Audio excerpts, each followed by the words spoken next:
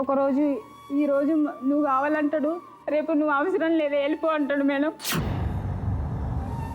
అట్లాంటి వ్యక్తితో నేను ఉంటాను మేడం. మళ్ళీ దాని అసలు నాకు లేని ఆలోచనలు మొత్తం చెప్పింది నా భర్తనే మేడం.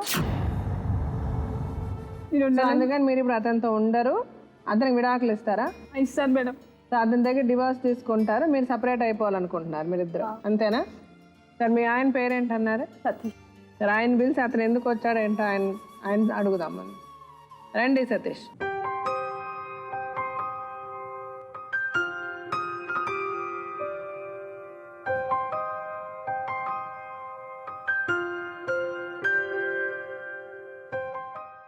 ఎంతమంది పిల్లలమ్మా మీకు? 2 కొడుకులు 2 బిడ్డలు. 2 కొడుకులు 2 బిడ్డలు. మీరే పెద్ద? నేనే పెద్ద. గొడవ ఏంటంటే మేడం, మీరేమవుతారండి? నేను మాతో కొడుకు. ఓకే మేడం ఇప్పుడు మేమిద్దరం బాగానే ఉన్నాం, 1 year బాగానే ఉన్నాం. అయితే కూతురు వరుస అవుతుంది మా మేన వదిన బిడ్డ. కూతురు వరుస అవుతుంది ఖాళీ మాట్లాడితే ఎంత అనుమానం అంటే అంత అనుమానం. ఈమె ఆ మొక్కతనే కాదు, ప్రతి చిన్న విషయానికి మేడం. మొన్న రీసెంట్గా వాళ్ళ చెల్లె పెళ్ళయింది, పెళ్ళికి వెళ్తే కూడా అట్లే మేడం. ఇప్పుడు అందరు పెళ్ళిలో కూర్చుంటే వాళ్ళ మామయ్య పక్కనే కూర్చున్నా. నేనంటే ఇట్లా తల ఎత్తి ఇట్లా చూడొద్దంట, కిందికి తల దించుకొని చూడాలంట. పెద్ద ఇష్యూ చేసింది. వాళ్ళ మామ ఉన్నాడు, అందరు ఉన్నారు, బ్యాగ్ వేసుకొని వెళ్ళిపోయింది, వేరే వాళ్ళ ఇంట్లో కూర్చుంది. బూతులు తిట్టడం, ఎంత బూతులు అంటే మేడం చెప్పుకోరాని బూతులు తిడుతుంది. ఎంత అసహ్యంగా అంటే అసలు నేనేం చెప్పుకున్నాను అన్ని బూతులు తిడుతుంది. మళ్ళీ నువ్వంటే నాకు ఇష్టం అంటది. మళ్ళీ కొద్దిసేపు కాగానే అంటది నేను సారీ, నేను తిట్టినా, నువ్వేమనుకోకు, అది అంటది. నువ్వు అలాంటి వాడిని కాదు నాకు తెలుసు, కానీ నువ్వు ఎవరితో మాట్లాడదు అంటది. నేను మనిషినే కదా మేడం, నేను రోబోని కాదుగా. సరే మరి ఇప్పుడు ఆ అమ్మాయి చెప్పే ఎలిగేషన్స్, మీ కూతురు వరుస ఎవరు? ఆవిడ పేరేంటి? ఇప్పుడు ఆమె నాకు కూతురు వరుస అవుతుంది. ఆవిడ గిల్లడం గిచ్చడం అవన్నీ చేశారు. అక్కడ సమాధానం చెప్పిన అసలు నేను అన్నాడు నీకు ప్రామిస్ అయ్యి మేడం, ప్రామిస్ నువ్వు చెప్పిన కూతురు వరుస అవుతుంది, ఇచ్చింది గిల్లింది, మీద మీద పడిందని చెప్పిన బిడ్డర్స్ అయితే సిగ్గు లేకుండా చేసినంత నువ్వు అత్తవైతే అత్తలాగా ఉండాలి కానీ కొడుకు జీవితాన్ని చెప్పు తీసుకుంది అంతనే. నేను మొత్తం ఆయనకు నేర్పింది ఉండాలి కానీ అత్త వస్తలాగా ఉండాలి కానీ రంగు సంబంధం అంటే అందరు నీలాగానే అందరినీ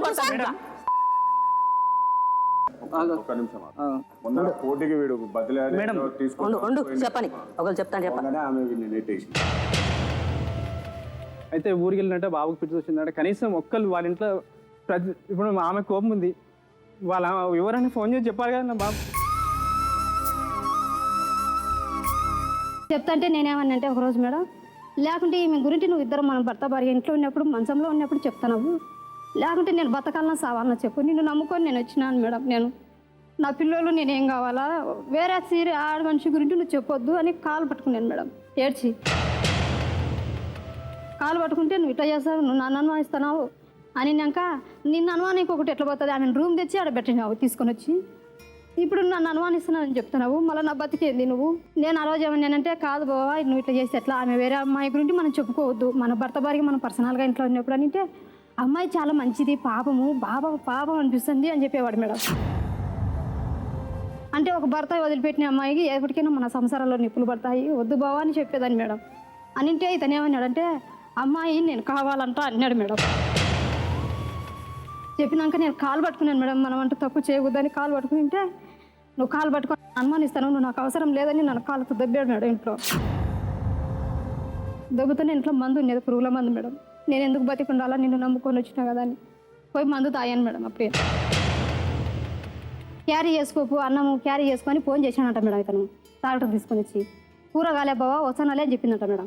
ఇంట్లోకి పోతానే గుడ్డలా నిప్పేసిందంట మేడం. ఈమె గుడ్డలన్నీ పేసి నిలబడుకునేదంట, డోర్ వేసిందంట.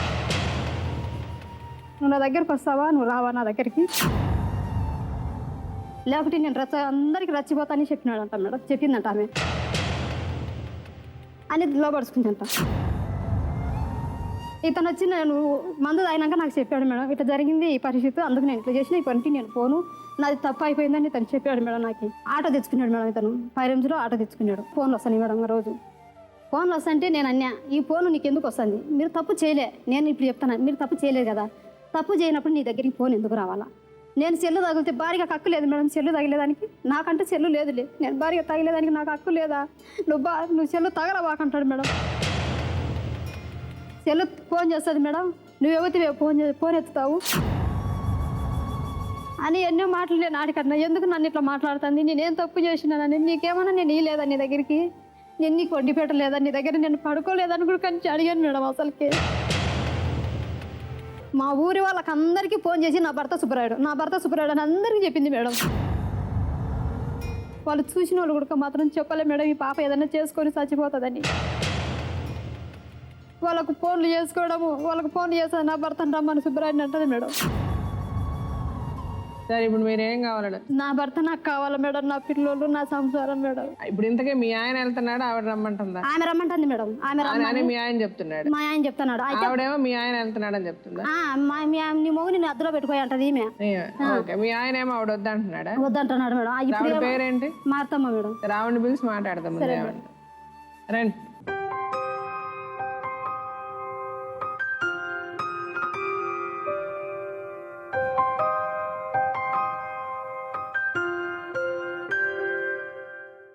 మీ వయసు ఏంటండి?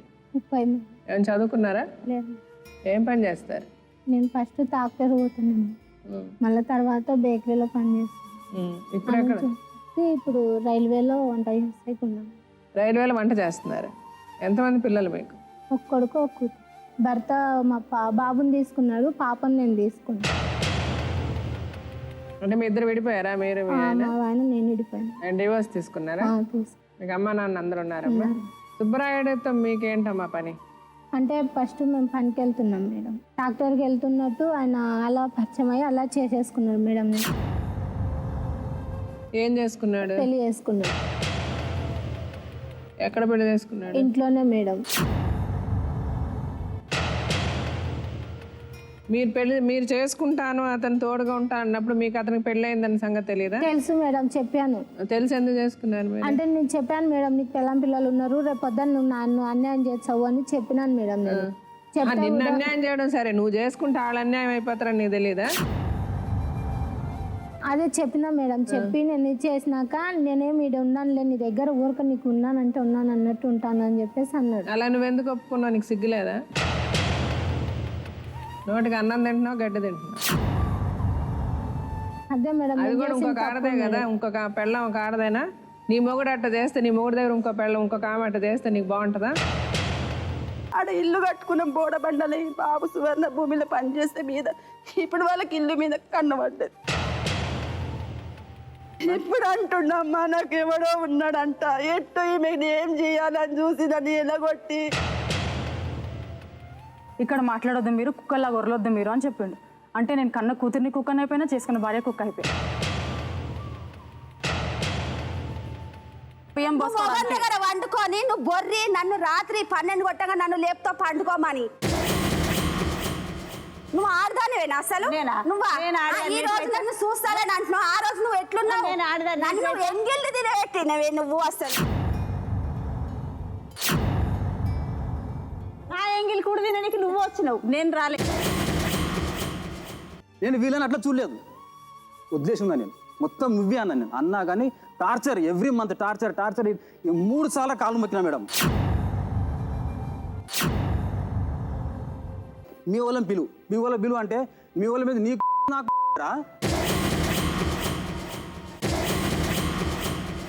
ఉండే నేను అన్న పోదాం, బండి మీద పోదాం ఉండే అంటే నా వెనకొస్తే చెప్పుదని కూడా నేను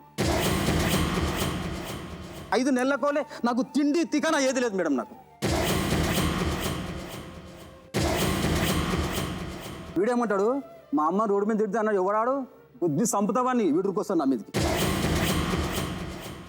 వాడు అట్లా ఉరుకోసి వీడు అంటాడు ఏ అని అక్కడ నువ్వు ఏ చల్ పొరపో నేను అరే నా వీళ్ళకు